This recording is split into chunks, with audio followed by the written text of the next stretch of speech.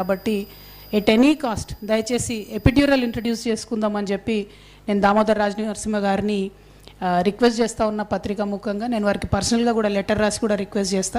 ఇది ఒక మంచి రెవల్యూషనరీ చేంజ్ అవుతుంది. చాలా మంది ఆడబిడ్డలకు ఆ నొప్పి అనేది లేకుండా పోతుంది. గమ్మత్ ఏంటంటే మేము హాస్పిటల్కి పోతామని నిన్న ప్రకటిస్తే జిల్లా మంత్రి గారు ఇవాళ జిల్లాలోనే ఉన్నారట. ఆయన ఆగమేఘాల మీద నేను కూడా మధ్యాహ్నం హాస్పిటల్కి పోతా అన్నారట. అరే జాగృతోళ్ళు వచ్చి జనం బాట బట్టి మేము హాస్పిటల్ పోయే వరకు జిల్లా మంత్రి గారికి హాస్పిటల్ పోవాలనిపించకపోవడం అన్నది విచిత్రం. మరి పోన్లే, నేను ఇలా పొద్దున పూట అందుకే పోయొచ్చిన. మరి అన్న మధ్యాహ్నం పోతాడో లేదో గ్యారంటీ చూసుకుందాం. మనం పోతే ఏం చేంజెస్ చేస్తారో కూడా బరాబర్ చూద్దాం. ఇంకొక మాట, కోమటిరెడ్డి వెంకటరెడ్డి అన్న పెద్ద మనిషి, అన్న నీకు నాకేం పంచాయతీ ఉందన్న, ఏందో మా పిల్లలు 2 బొమ్మలు 2 ఫ్లెక్సీలో పెట్టుకుంటే పొద్దుగల్లేసి అన్నీ తీసి పారేసిరట. ఎందుకు తీసి పారేసిరని అడుగుదామని పోతే పోలీసు వాళ్ళు అరెస్ట్ చేసిరట వాళ్ళని. అవసరమా అన్న? 2-3 చిన్న పిల్లలు, జాగృతి పిల్లలు ఏదో చేసుకుంటారు వాళ్ళ పని వాళ్ళు. జర మీ పోలీసు వాళ్ళకి చెప్పి మా పిల్లల్ని రిలీజ్ చేయమని నేను కోరుతా ఉన్నా. ఎందుకంటే నేను ప్రజా సమస్యలు మాట్లాడడానికి వస్తూ ఉన్నా తప్పితే ఏదో పాలిటిక్స్ చేయడానికి వస్తలేను. పాలిటిక్స్ చేసినప్పుడు నల్గొండలో డెఫినెట్గా మీకు పోటీదారులు గట్టోళ్ళని మంచిగా దింపుతాం. ఆ టైంలో పాలిటిక్స్ చేద్దాం. ఇప్పుడు మాత్రం దయచేసి అనవసరంగా మీరు జాగృతి కార్యకర్తలతో పెట్టుకోకండి. జాగృతి కార్యకర్తలతో పెట్టుకున్నాడు ఎప్పుడు కూడా బాగుపడలే. కాబట్టి దయచేసి పెట్టుకోవద్దని చెప్పి కోమటిరెడ్డి వెంకటరెడ్డి గారికి చెప్తూ మా యువ కార్యకర్తలందరిని అరెస్ట్ చేసిరు. వాళ్ళని రిలీజ్ చేయవలసిందిగా నేను డిమాండ్ చేస్తూ ఉన్నా. ఇక ఇంకొక విషయం, నల్గొండ జిల్లాలో ప్యాడీ దాదాపు ఈసారి estimation 13.44 lakh metric turns, 13,44,000 metric టన్నుల ధాన్యం మన నల్గొండలో ఉత్పత్తి అవుతుందని అనుకుంటున్నారు. దీంట్లో మీకు అడ్వాంటేజ్ ఏంటంటే మిర్యాలగూడ హబ్ కాబట్టి రైస్ మిల్స్కి వాళ్ళే దాదాపు 5-6 లక్షల టన్నులు కొనేస్తారు, మెట్రిక్ టన్నులు. సో ఇంకా సగమే ధాన్యం గవర్నమెంట్ ప్రొక్యూర్ చేయాలి. ఓకే, గవర్నమెంట్ ఇచ్చుకున్న టార్గెట్ 6.3 lakh మెట్రిక్ టన్స్ కొనాలి, 6,30,000 మెట్రిక్ టన్నులు. అంటే దానికి మినిమం 1000 కొనుగోలు కేంద్రాలు అవసరమవుతాయి. మరి ఇప్పటి వరకు మీ ప్రభుత్వం తెరిచింది ఎంత అన్న కోమటిరెడ్డి వెంకటరెడ్డి అన్న? 375 కేంద్రాలు తెరిచారు. అందులో 1,00,000 టన్నులు కూడా కొనలే ఇప్పటి వరకు.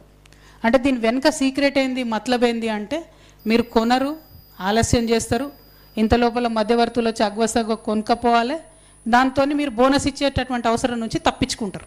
సో నేను రిక్వెస్ట్ చేసేది ఏంటంటే త్వరితగతిన ఎక్కువ సెంటర్స్, కొనుగోలు కేంద్రాలు ఎక్కడైతే అవసరం ఉన్నాయో నల్గొండ జిల్లాలో, మిర్యాలగూడ సైడ్ అయితే అవసరం ఉండదు, తక్కువ ఉంటాయి, మిగతా చోట్ల ఇమీడియట్గా ప్యాడీ పర్చేస్ చేయాలని చెప్పి నేను డిమాండ్ చేస్తూ ఉన్నాను.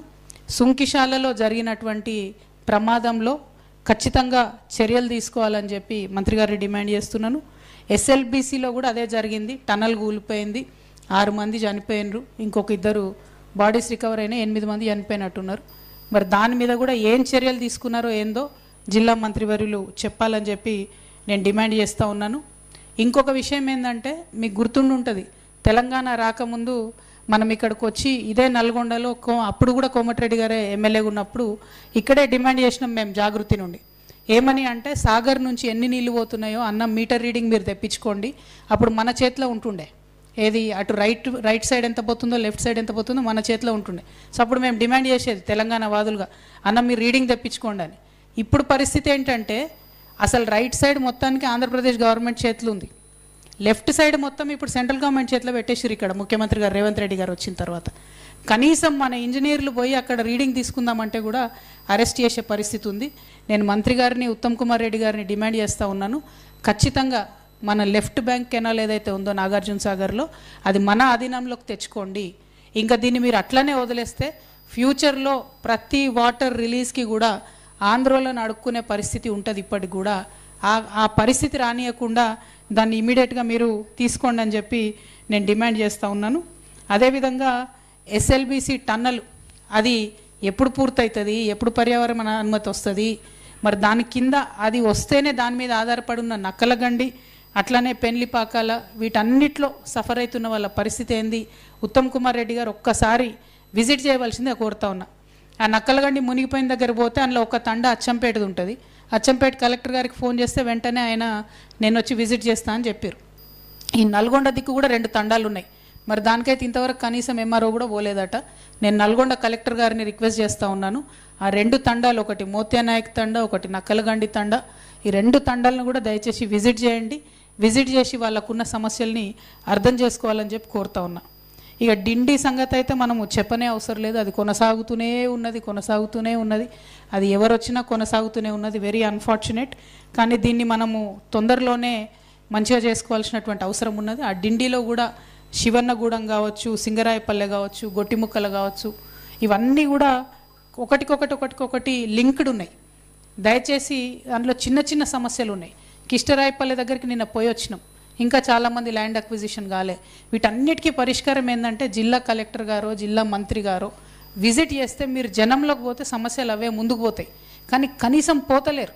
అదే మా బాధ. సో జిల్లా మంత్రివర్యులు ఖచ్చితంగా విజిట్ చేయాలి ఈ సైట్స్ అని చెప్పి నేను డిమాండ్ చేస్తూ ఉన్నాను.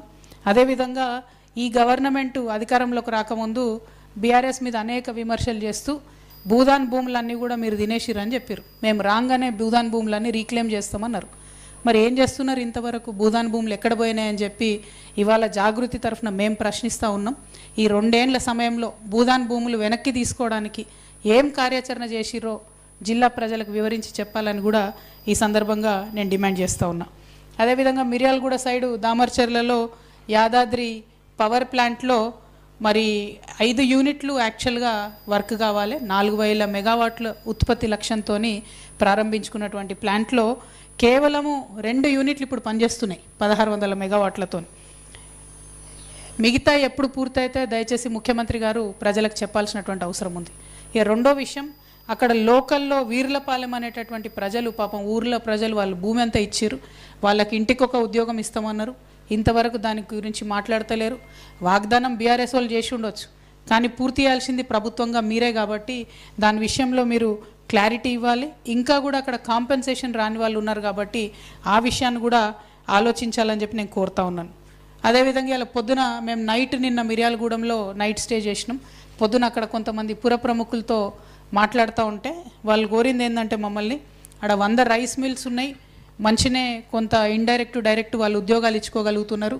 కానీ FCI గోడౌను కనీసం ఒక 100 మెట్రిక్ టన్నుల గోడౌను అవసరం ఉంది తక్షణమే అని చెప్పి వాళ్ళు